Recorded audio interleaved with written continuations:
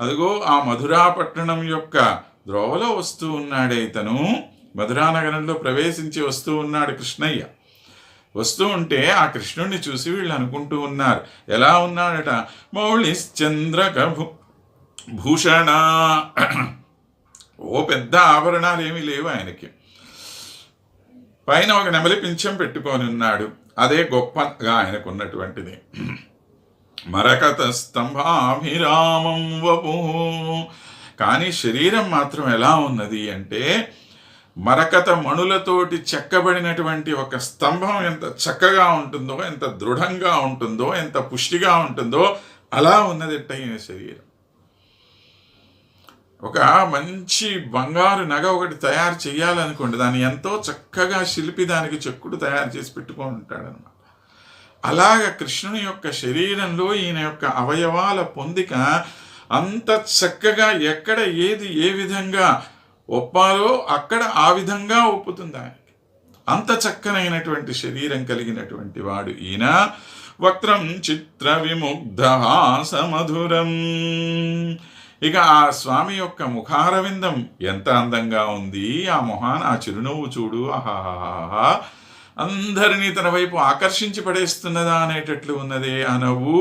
బాలే విలోలే దృశవు, ఇక ఆ కళ్ళని చూద్దామా, చిన్న పిల్లల యొక్క కళ్ళు ఎలాగైతే అమాయకంగా ఉంటాయో, ఎంత నిర్మలంగా అయితే ఉంటాయో అంత అమాయకమైనటువంటి చూపులు.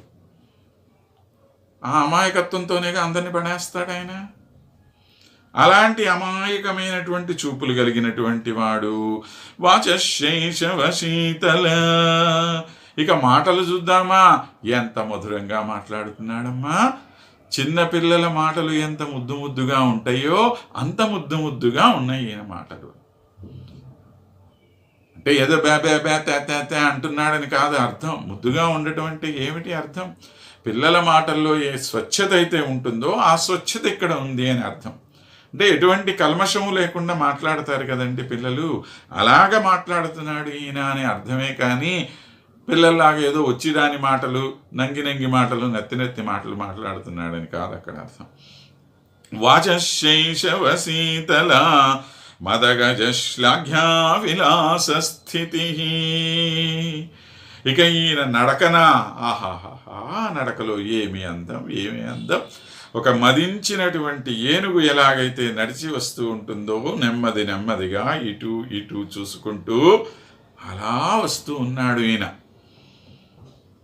ఏమి చలనం కనపట్టలేదు, కానీ మనిషి ముందుకు అలా నడుస్తూ వస్తున్నాడు.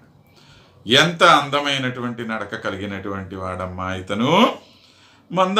మందమయే, అలా నెమ్మదిగా నడిచి వస్తున్నటువంటి ఈ అందాల గని ఎవరమ్మా ఆయన అని ఒక ఆమె ఇంకొక ఆమెను అడుగుతోంది. ఆమె ఇంకొకళ్ళని అడుగుతోంది. ఇలా ఒకళ్ళతో ఒకళ్ళు మాట్లాడుకుంటూ ఉన్నారు ఈ మధురానగరంలో ఉండేటువంటి స్త్రీలందరూ కూడా. ఇంత చక్కని వయ్యారంతో, ఇంత చక్కని గమకంతో లోపలికి వస్తున్నటువంటి ఈ అందగాడు ఎవరో కదా, అతను ఇక్కడ ఉంటాడో మళ్ళీ వెళ్ళిపోతాడో, మళ్ళీ మనకు కనపడతాడో లేదో, ఏమో ఇప్పుడు ఈ వీధిలో పోతున్నాడు, మళ్ళీ ఇటు వస్తాడని ఏంటి గ్యారంటీ లేదే అని చెప్పి వీళ్ళు సంభాషించుకుంటూ ఆ కృష్ణుని యొక్క సౌందర్యంలో నిమగ్నమైపోయారన్నమాట. అలాంటి ఒక అద్భుతమైనటువంటి మూర్తిని మనము కంటి ముందు ప్రదర్శింపచేశారు లీలాసుకులు. ఆ సౌందర్యాన్ని మన మనసులో అలా నిక్షిప్తం చేసుకొని పదిలంగా దాచుకొని మరలా కలుసుకుందాం.